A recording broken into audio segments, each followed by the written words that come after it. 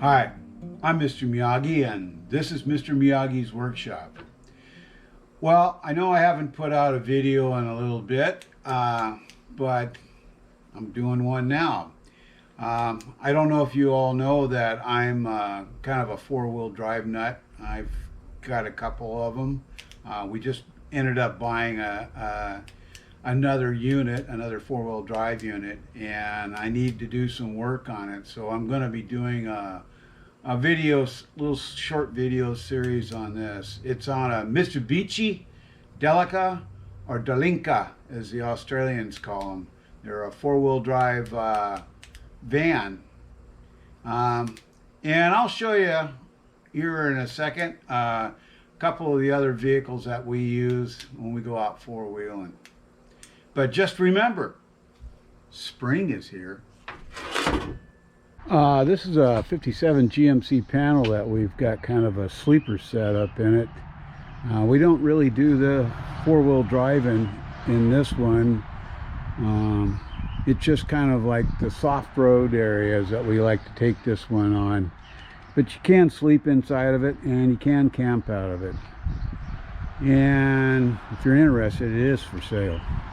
Now this is a 1997 Escort Wagon that we bought for cheap to do the Gambler 500 in.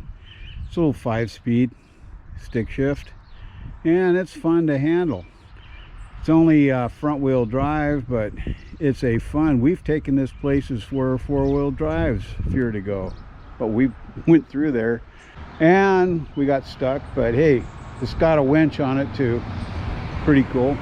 Now this is our true four-wheel drive. This is a 1979 Ford F-150 Ranger that we've been all the way to the East Coast and back in Utah and a few other places with this. Now this is a fun rig. It's got the big 6-cylinder in it with 4-speed and a 205 transfer case. And it's been a fun rig with the rooftop tent, which comes in handy. But with the van, I don't have to climb down the ladder in the middle of the night. Well, you can see that what I've shown you out there are the vehicles that we have when we play in. And I'll flash up a picture of the Delica right here. But I did find some major problems with this Delica when we went to install the new lift springs. I ended up having to cut the center out of this. Let me show you. But the center of it was all rotten out. This is actually what fits on. The spring fits into on when it bolts up, and this was all rotten, so I had to rebuild it.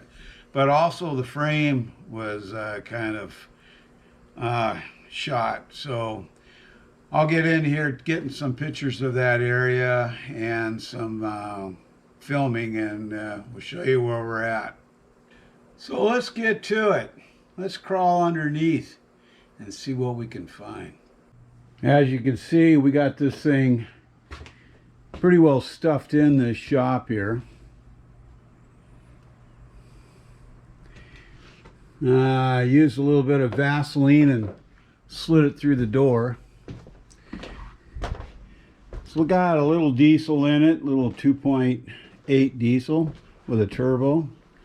Pretty nice little rig. Right now I've got her all dropped down so I could get to the work, but let me get some lighting on this and we'll get a little better view. Doesn't look all that good, does it?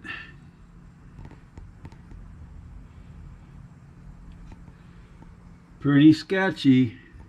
And then I found a spot back here behind the mud flap. It needs to be repaired. And there are kind of like little spots all over the place. So this is what we're going to do. We're going to rebuild this area. So stay tuned. And one of the reasons why I got suspicious on this is because I can stick my finger through the frame. And there's rust that falls out, because you can come in this way. Yeah, this is going to get repaired, but this isn't the bad side. Let's go look at the other side. Now you say, well, that don't look all that bad. It's pretty solid.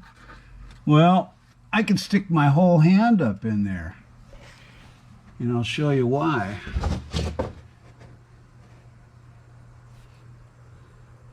It's all rotted out. Now this has been patched before. Somebody else has added in this bracing. So I'm going to come in here and make a whole new plate and tie this all together. Now I dropped one of the strut arms off in this area so I could get to it, because this is the tough side over here. So I guess it's time to get to her. Now I'm going to make some patterns and build a patch to fit in here, and then when I get to that stage I'll show you what I've done. Well, I got this other side done over here, little plate in place, but then I found this, which is just a piece of thin metal that was basically glued in a crappy tack in place. So I need to remove this exhaust pipe from this junction. It was covered with this stuff, and I couldn't figure out why they would cover that. The gasket looks good until you get over to here. Y'all see that? This huge crack in the exhaust. It goes all the way around except an area up here about 1 inch long. It just keeps getting better. Oh my goodness. Anyway,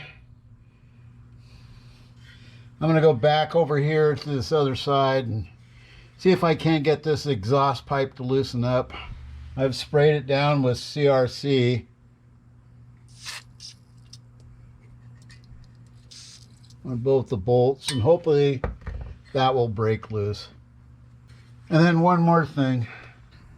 Yeah, that's what I found after removing this plate that was up there. Another big gaping hole. So I get to figure out how I'm going to fix that. Not too bad there, but and over there I got some of my welding spots. And then this piece right here, which is attached to this on a previous fix. And I've already done that fix over here. Got that started anyway. That ought to be interesting. So I got to spray it down with rust inhibitor, and we'll go from there. Well, yesterday's progress wasn't too bad. Got this in, finished up this. Now today is build this section and maybe do an overlap on the plate so we can remount the spring catch. Let's see how that all goes. Yeah, my wife mentioned the fact that when I started up the vehicle, we had an exhaust leak. I wonder why. So I cut this part off and ended up making another piece. Let's go take a look at it. Okay, this is the new manufactured piece. I just got it slipped on here, and when I get the other exhaust system hooked up here, and then I can set it and then weld around this area here, and hopefully that'll eliminate the leak.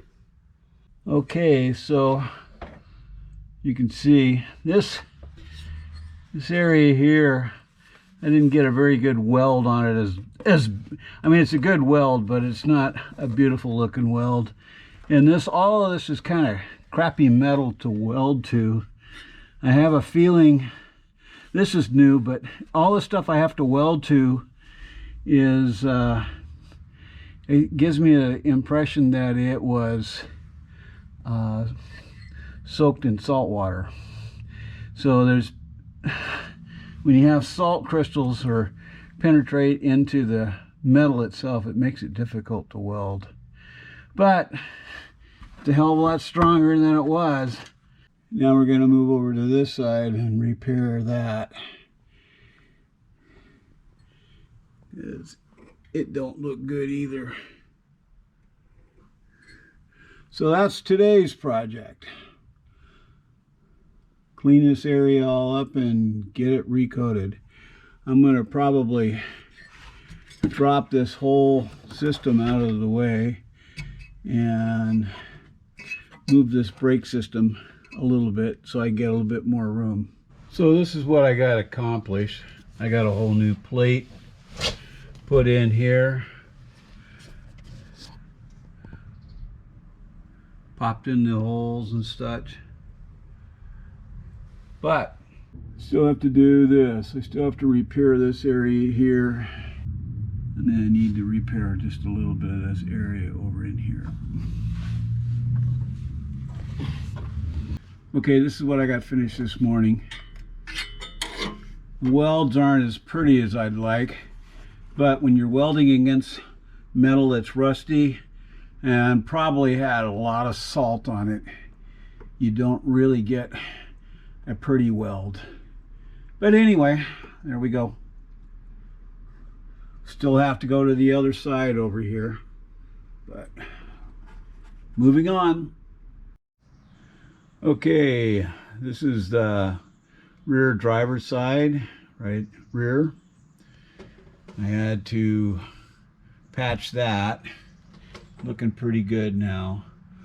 There was still some existing, somebody else had patched both sides, so I put in a centerpiece to take out the rotten area.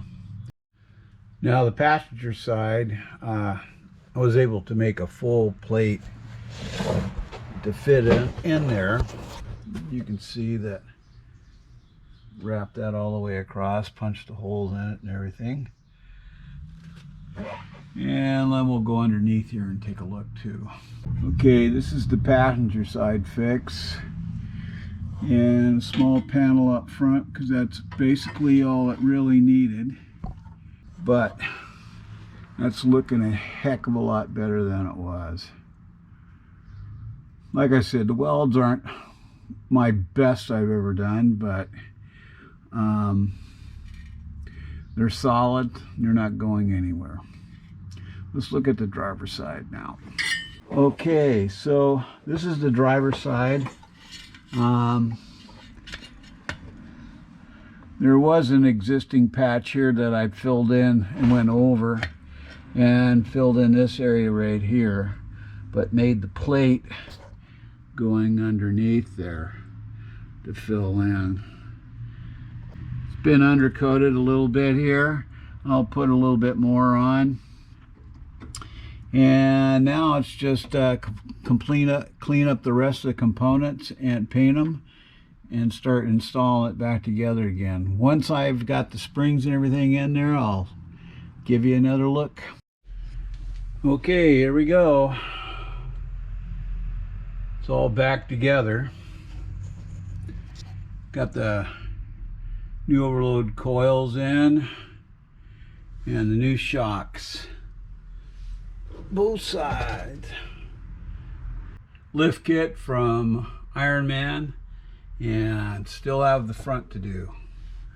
So, moving on.